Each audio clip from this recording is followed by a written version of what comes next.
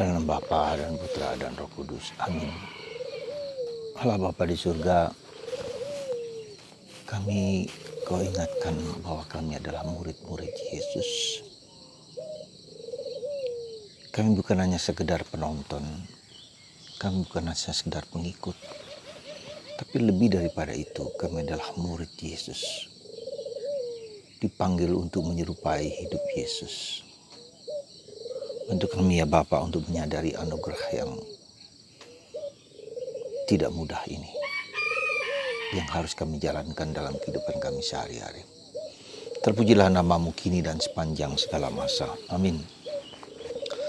Para saudaraku yang terkasih, dalam Injil hari ini kita diingatkan bahwa ada beberapa orang yang menyatakan diri untuk mengikuti Yesus.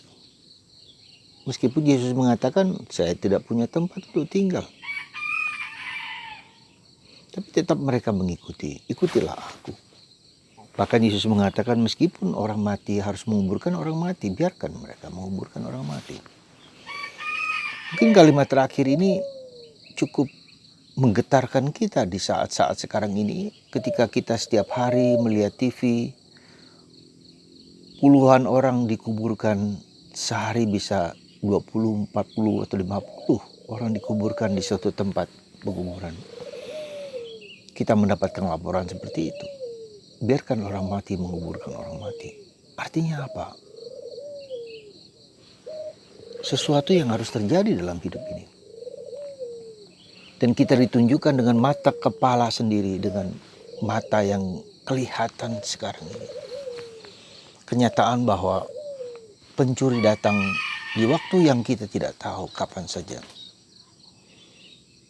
Dan itu bisa terpapar kepada siapa saja, entah dia kaya, entah dia miskin, entah dia sakit atau tidak sakit, entah dia menderita atau tidak menderita, entah anak kecil, entah besar, entah orang yang sudah tua renta, ataupun juga orang yang mengandung, perawat, dokter, siapa saja. Saudaraku yang terkasih dalam Kristus, saya ingat akan kata-kata Yesus yang dilaporkan bahwa ada beberapa orang mati karena tertimpa menara Siloam yang jatuh.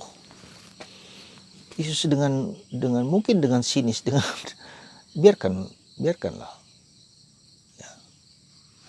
Asalkan kamu bertobat, kamu akan menjadi seperti itu kalau kamu tidak bertobat.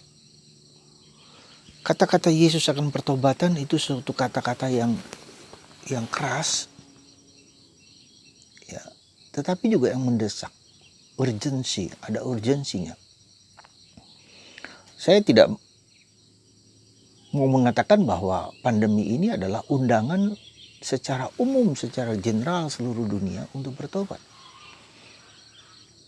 Ya, pertobatan kembali kepada Tuhan, ya, mendekat kepada Tuhan dan menyingkirkan dan melepaskan segala sesuatu yang bukan Tuhan, bukan dirinya.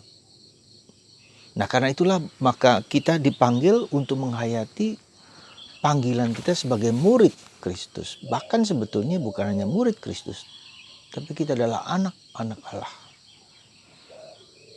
Nah, gelar sebagai anak Allah dan murid itu merupakan sesuatu gelar yang anugerah, tapi suatu kewajiban dan tanggung jawab yang tidak mudah, yang tidak ringan. Kalau murid berarti kita harus mengikuti Yesus, mengalami apa yang dialami oleh Yesus, menjadi seperti Yesus. Yesus adalah model, Yesus adalah contoh. Ya, maka kita dipanggil untuk menjadi seperti beliau. Nah, seperti beliau seperti apa? Seperti beliau adalah menjalankan kehendak Allah. Satu-satunya makananku adalah menjalankan kehendak Allah. Dan itulah yang harus menjadi pegangan, menjadi contoh, menjadi teladan hidup kita. Ya. Apakah hidupku sekarang ini sesuai dengan kehendak Allah? Dan Yesus mengatakan, ya, saya tidak punya tempat tinggal untuk ditiduri atau ditinggalkan. Maka Yesus belusuan kemana-mana. Tidak ada tempat di mana dia harus menempatkan kepala. Dan itu memang benar. menunjukkan kepada kita bahwa kemiskinan, ketiadaan, kehampaan, kekosongan ya, menjadi sesuatu yang harus menjadi pegangan dalam hidup kita sekarang ini. Ya. Nah, lebih dalam daripada sekedar mengikuti secara fisik, ya ada tahapan-tahapan di mana kita mengikuti secara fisik, tapi mengikuti secara psikis, tapi mengikuti secara spiritual. Ya. Mungkin selama ini kita hanya mengikuti Yesus secara fisik ketika kita ke gereja, ketika kita berdoa rosario bersama-sama. Nggak peduli apakah hidupku baik atau tidak baik. Yang penting aku menunjukkan diri sebagai orang yang menjalankan ritual-ritual kegerejaan. Apakah hidupku sungguh-sungguh mencerminkan kehidupan Kristus? Itu bukan soalku. Yang jelas aku sudah berusaha menjalankan itu. Jadi sekali lagi, hidup kita adalah hidup pertobatan, terus-menerus pertobatan. Ya, pikiran kita, perasaan kita, emosi kita, tindakan kita, hidup batin kita. Maka dalam bacaan minggu lalu kita masih diajak untuk menghayati khotbah di bukit. Ringkasan dari seluruh ajaran Yesus yang tidak cukup hanya segi lahiriah, segi tingkah laku, segi ritual, segi komunalitas, tapi harus mencerminkan perubahan yang signifikan dalam seluruh hidupku, dalam pikiranku, perasaanku. Dan semakin kita mendekat kepada Tuhan, semakin tahu bahwa betapa dosa-dosa yang masih harus kita tanggung. Betapa pikiran-pikiran kita yang seringkali tidak sesuai dengan kehendak Tuhan. Kita menemukan 7 dosa dalam diri kita: kesombongan, kemalasan, kikir, serakah, cabul, sombong, iri hati.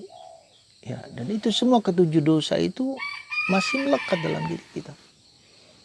Jadi dosa itu bagi Yesus bukan hanya melakukan tindakan perilaku-perilaku yang tidak sesuai dengan hukum, tetapi lebih daripada itu. Ketika kita dalam hati menghujat seseorang, mengutuk seseorang, itu sudah berarti kita membunuh seseorang. Ya, jadi para saudaraku yang terkasih dalam Kristus, kita diajak untuk lebih masuk ke kedalaman, ya, lebih masuk ke kedalaman, menjadi serupa dengan Yesus. Maka ketika kemarin Yesus menyembuhkan seorang ibu yang sudah 12 tahun menderita pendarahan, dia mengatakan, asal ku jamah saja jumbai-jubahku, aku akan sembuh. Dan sembuh. Itu menunjukkan kepada kita ada suatu relasi personal dan interior di dalam hidup batin kita. Jadi kita harus memperhatikan hidup batin kita, bukan hanya hidup di luar eksternal, tetapi interior, internal kita. Dan itu merupakan suatu perjuangan yang tidak mudah.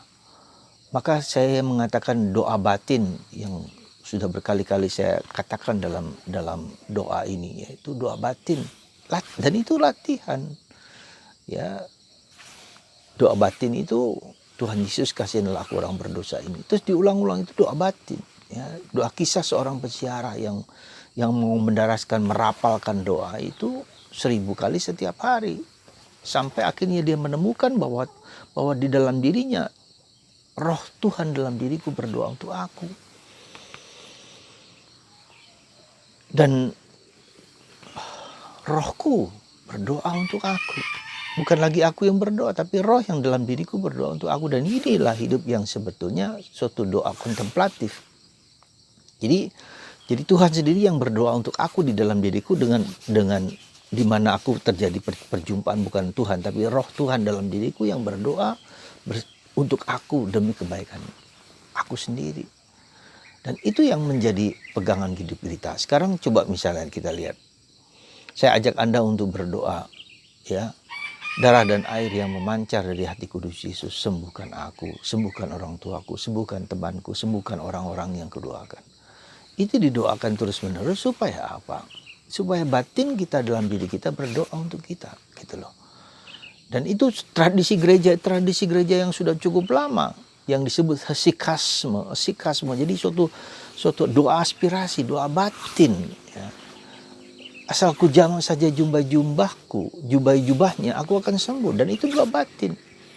Nah, sekarang ini coba kita lihat, ketika kita sakit, apakah kita bisa berdoa seperti biasanya secara ritual, pakai buku, ya, pakai bersama-sama? Hampir tidak mungkin. Sekarang saja kita ke gereja tidak bisa bersama-sama. Maka apa yang bisa kita lakukan adalah doa batin. Ya, sekali lagi saya mengajak Anda doa batin. Yesus, ampunilah aku orang berdosa ini. Atau darah dan air yang memancar dari titik kudus Yesus, sembuhkan aku. Apapun juga yang Anda doakan secara batin ya. Dan itu yang akan membuat kita damai, membuat kita tenang, membuat kita disembuhkan oleh Yesus, dikuatkan oleh Yesus. Kita merasakan kehadiran Yesus dalam hidup kita, terutama dalam situasi yang sekarang ini. Yesus hadir, pengalaman akan kehadiran Yesus itu sangat fundamental. Maka kita lihat ketika para rasul bersama Yesus di kapal, Yesus sedang tidur. Mereka tidak merasakan bahwa Yesus hadir. Dan itulah membuat mereka takut dan gelisah. Maka Yesus mengatakan, menegur mereka, menghardik mereka. Hai kalian kurang percaya. Nah itu saudaraku terkasih dalam Kristus. Mari kita bersama-sama mohon supaya kita menjadi murid Yesus, tapi terlebih menjadi anak Yesus. Tuhan mengasihi kita, memberikan segala-galanya kepada kita. Semoga Anda dan saya sungguh-sungguh adalah anak Allah yang terus melatih diri, yang terus exercise, spiritual exercises, maka disebut latihan-latihan rohani yang harus dimulai. Ya, Anda dan saya sekarang saatnya, detik ini juga. Semoga kita semua belajar berani melatih diri, ya. Bukan hanya dengan pikiran, bukan hanya dengan perasaan, tapi dengan hati. Ya, Teresa Avila mengingatkan kita bahwa doa kita doa verbal, doa mulut terbatas sekali. Doa pikiran, kita mendoakan A, B, dan C. Oke, doa perasaan dengan apa? Dengan rasa senang, rasa bahagia, tapi doa dalam roh dan kebenaran. Itulah doa batin. Semoga Anda dan saya tergerak untuk melakukan hal seperti ini, supaya kita merasa tenang, damai, dan kuat, bahkan disembuhkan oleh Yesus. Karena Yesus hadir dalam hidup kita. Tuhan memberkati kita semua dalam nama Bapa dan Putra dan Roh Kudus. Amin.